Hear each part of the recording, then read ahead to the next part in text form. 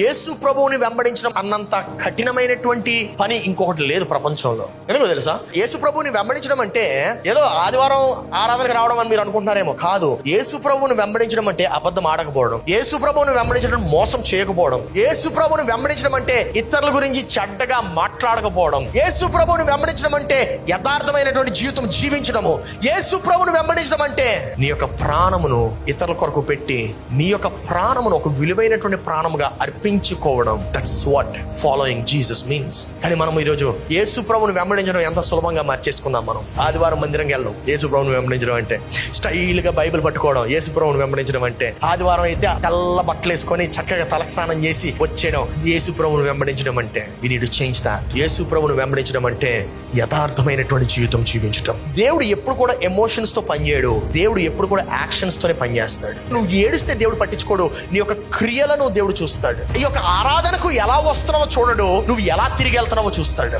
నువ్వు తిరిగి వెళ్ళిన తర్వాత నువ్వు ఏమైనా నిర్ణయం తీసుకుంటే ఆ యొక్క నిర్ణయానికి కట్టుబడి ఉంటున్నావా లేదో చూస్తాడు. అబ్రహాము నేను చేస్తాను ప్రభు అని చెప్పలా, ఆయన లేచి వెళ్ళాడు. అందుకే దేవుడు అబ్రహామును దీవించాడు. మనం ఏమి యాక్షన్ తీసుకోవాలనుకోము. మార్పు లేకపోతే ఎలాగా? ఎందుకు ఆ జీవితం ఎందుకు మనకు వస్తుంది?